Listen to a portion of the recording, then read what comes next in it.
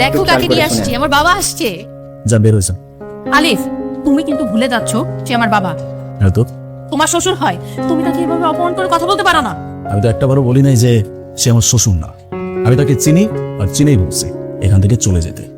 আপনার কি শরম লজ্জা বলতে কিছু নাই? আপনি দেখতেছেন যে আমাদের দুইজনের মাঝে শুধুমাত্র আপনাকে নিয়ে কথা কাটাকাটি হচ্ছে, তারপরে ওখানে দাঁড়াচ্ছেন কেন? যা চলে যান।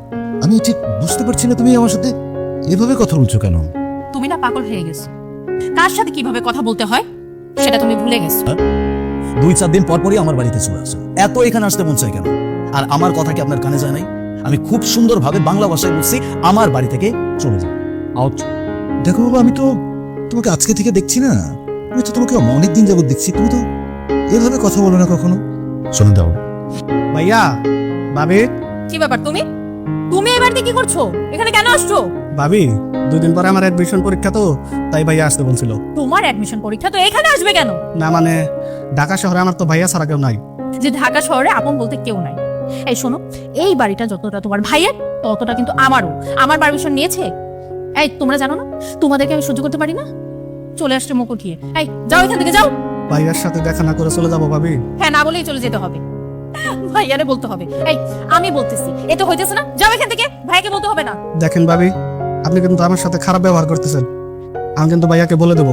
তোমার যা ইচ্ছা তুমি তাই করো। ভাইয়াকে বলে দিবে। আমিও দেখতে চাই তুমি তোমার ভাইকে বলে তোমার ভাই কি করে। এই মুহূর্তে এখান থেকে বের হবা নাকি আমি ঘাটটা দিয়ে বের করবো? এবার আপনি বলেন। আমি আপনার কাছে হাত জোর করে ক্ষমা চাচ্ছি। আপনার সাথে যে আচরণ আমি করছি সেটা হয়তো আমার করা উচিত হয়নি, কিন্তু আমি করতে বাধ্য হয়েছি শুধুমাত্র আপনার মেয়ের কারণে। আমি তো আপনাদের সাথে কখনো এমন খারাপ আচরণ করিনি।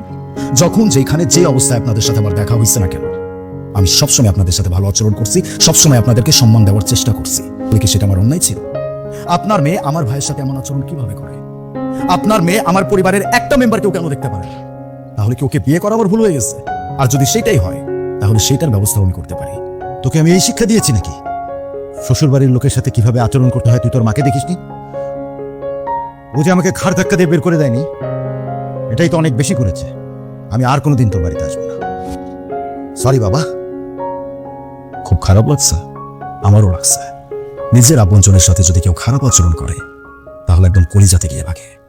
শুধুমাত্র তোমার কারণে আমার কোনো ফ্যামিলি মেম্বার আমার সাথে থাকতে পারে না, এমনকি আমার বাবা মাও না।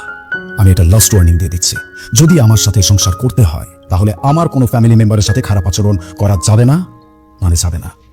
এটা যদি মনে করো যে আমি তোমাকে থ্রেট করতেছি তাহলে তাই করতেছি। Mind it. আমি যা করছি এটা মাথায় রাখবা।